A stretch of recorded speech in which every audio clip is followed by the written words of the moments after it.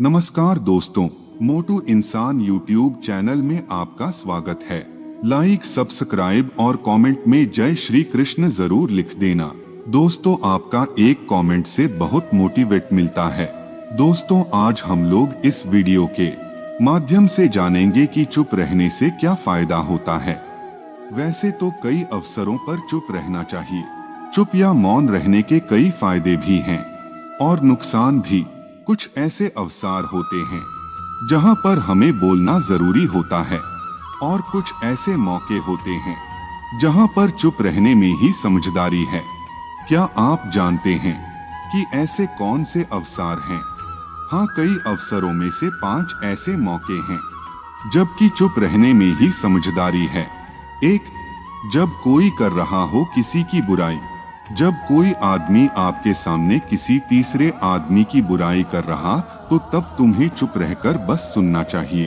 अपनी राय व्यक्त नहीं करना चाहिए, क्योंकि जो आज आपके सामने किसी तीसरे की बुराई कर रहा है वह कल किसी और के सामने आपकी बुराई भी कर सकता है। यदि आपने कुछ कहा तो 2. अधूरा सच। यदि आपको किसी घटना या किसी विषय पर अधूरी जानकारी है तो चुप रहना ही उत्तम है, क्योंकि अधूरा ज्ञान बड़ा घातक होता है। यह आपको हंसी का पात्र भी बना सकता है या किसी मुसीबत में भी डाल सकता है। 3. जब कोई नहीं समझे आपकी भावना। यदि आपको लग रहा है कि कोई व्यक्ति आपकी भावना, दुख या परेशानी को शब्दों में नहीं समझ पा रहा है या वह आपको ध्यान से सुन नहीं पा रहा है, तो ऐसे व्यक्ति के सामने चुप रहना ही ठीक है, क्योंकि ऐसे लोगों को आपकी भावना या दुख से कोई मतलब नहीं होता। ऐसे लोगों को अपना राज बताकर आप पछताएंगे ही। 4. जब कोई इंसान अपना दुख व्यक्त करे।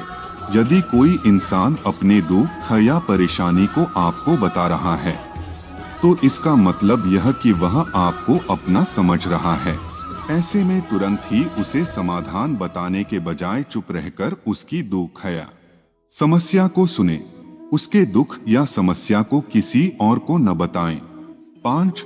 क्रोध या घृणा करने वाले लोग। जब कोई अपना या कोई सगा संबंधी आप पर क्रोध कर रहा हो, आपका अपमान कर रहा हो या घृणास्पद शब्द कह रहा हो तो आपको उस वक्त चुप रहना चाहिए, ताकि सामने वाले का गुब्बार पूरी तरह से बाहर निकल जाए।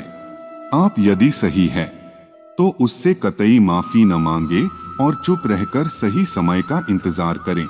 वह खुद ही आपसे माफी मांग लेगा या उसे अपनी गलती का एहसास हो जाएगा। वीडियो को लास्ट तक देखने और सुनने के लिए धन्यवाद।